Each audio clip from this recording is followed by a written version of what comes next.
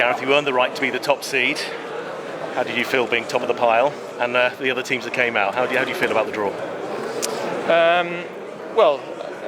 Certainly when Denmark came out and you could still have Denmark, Croatia, Italy or something like that, then you're wondering where it's heading.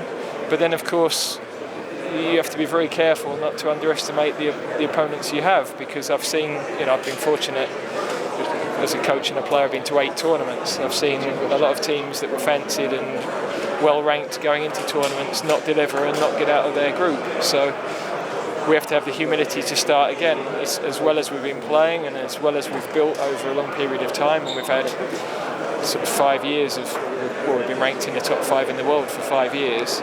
So we've had consistency of performances and results. But a new tournament means a new challenge, and the first objective is to get out of the group again. I spoke to a couple of the coaches who are so complimentary about what you've done just with the team, not in your time, at the time you had been in the team, but just in the last couple of years. They're seeing real development. I don't know whether they've tried to pile pressure on you, but how do you feel about that pressure? All those compliments coming from so many managers here today. Yeah, well, I take that with a pinch of salt.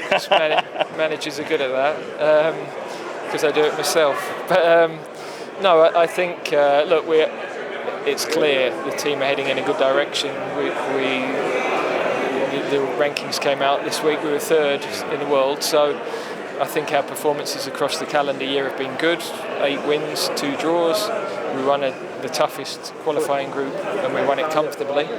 But that's history, and you have to go again in the next calendar year. So it's nice when we travel around Europe. I have to say, we do get well received, and we do get a lot of credit, which is lovely.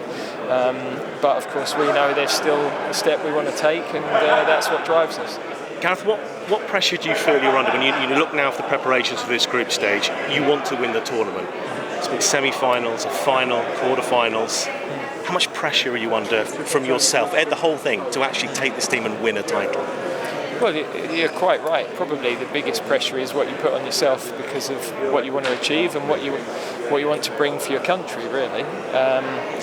But it's no more or less than when I started in the job 7 years ago. We now have a lot more experience of big matches, a lot more experience of navigating tournaments. So we're looking forward to it. We're hoping that we can give our fans, our public, some more great nights like I think we have in the last 3 tournaments. What do you think you've learned from, you mentioned there the last 3 tournaments, you've got so close. What do you think you've learned that can help you just go that step further? Well, the first thing is that when you have a difficult performance or a difficult result, which happens in every tournament, we've been able to navigate that. Even the players have got used to that. We had one with Scotland in the last Euros, we had one with the USA in the last World Cup.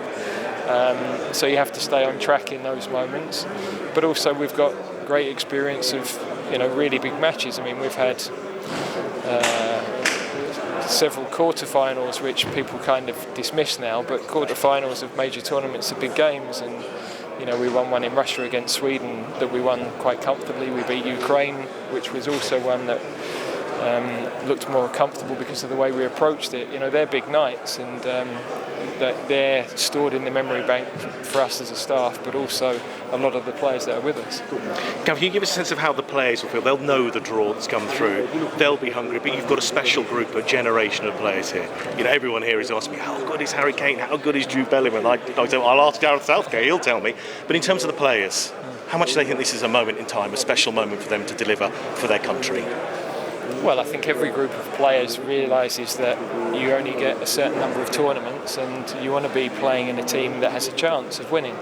And results over a consistent period would tell you that we are one of those teams that can, as the French will feel, as the Portuguese will feel as well. So there are good teams in Europe. It's a tournament that has had all sorts of different winners because teams have peaked at the right moments. Denmark did it themselves, Greece did it.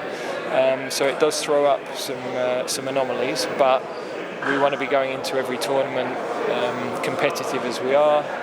We set that out 10 years ago. Can we get to the latter stages of tournaments regularly? Because that's how you learn to win in the end. Listen, I know you've got to take who you're drawn against, but you've had to play a home nation the last 2 tournaments, Wales at the last World Cup, Scotland at the Euros. A little bit of relief that it's not a home nation, because there's a different edge to that kind of game, isn't there, a home nation game? Well, there is. I mean, they're great games, I have to say. They are really great games, and for the fans, they of course have that additional appeal. But look, they're both good football teams in the end. That's the biggest thing. And obviously Wales, Rob's still got a couple of stages to go, but Steve's done a brilliant job with Scotland to get them where they are. I think he'll be looking at that group thinking that's possible to get through. So yeah, in terms of the quality of what they are, you'd rather not play them. But in terms of the local derby element, they're brilliant games to be a part of. Just one about the sort of the fans, if I may. This is heartland of football. It could be, it's as good as being in England. The support's going to be fantastic. The English fans will travel in huge numbers as well. Just talking to Casper Hillman as well, said there's going to be so many Danes coming over for that. This tournament, it's already an excitement about the fans and the fans' involvement. How much does that help you as well, knowing you could have 10, 20, 30,000 English fans in a stadium? Yeah, well, the most recent tournaments have been a little bit different because it wasn't so easy to get to Russia or Qatar, and the Euros, we were coming out of COVID and was very different as well. So this will be a little bit more like the tournaments when I was playing and when I was growing up, and yeah, we're looking forward to that. We're pleased that our fans are excited because that's what it's all about. Good stuff, Gareth. Thank you for your time. Appreciate that. Good to see you again. Picture there before we head to this. Jack of all trades. I was just wondering how you feel the squad's place compared to the last Euros. How are you going into it? Do you feel in a better place as a group? Yes, it's a good question really, because hard to think back that far in my head. Definitely we've got more experience again of big matches. Going into that tournament, for example, the likes of Declan Rice, Calvin Phillips hadn't played a minute of European club football, so that tournament for them, every game was the biggest they'd played in their lives, I would have said. Now they've got great experiences with us, they've got great experiences with their clubs, which pretty much the whole squad have really, bar the younger ones that are coming through. So I think there is more of that big match experience. But yeah, hard to compare. I think we've progressed. I think our performances have been consistently good over the last couple of years. But we have to go and do that again next year. Now you've got your opponents, how quickly can you sort out the friendlies? Are they basically rubber stamp now in June? And the base camp as well, we're all desperate to know about that. Is that close to being finalised? Well, today allows us to take those plans to the next stage. So definitely the friendlies, we've got an idea on dates, but we can now look at the opponents with more detail. And similar with the base camp, we know roughly now where our matches will be played, so we can start to cement those plans in the next few days, really. And finally, a bit of a weird one. Did you notice any weird noises in the hall? When some came across the TV. I did. I'm assuming it was some sort of a prank, but it was hard to really make out what it was. Yeah. Gareth, just one on Jude. I mean, he knows Germany very well. A lot of the other managers are saying he's the player to watch. Could be the player, one of the players in the tournament. Is he going to be the difference perhaps this time for England to get over the line? We've got some very good players, and the strength of our group has been that it's been a team.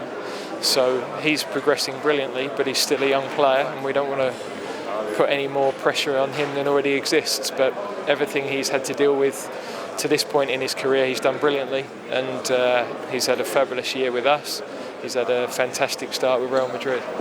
Cheers then. Okay. Cheers.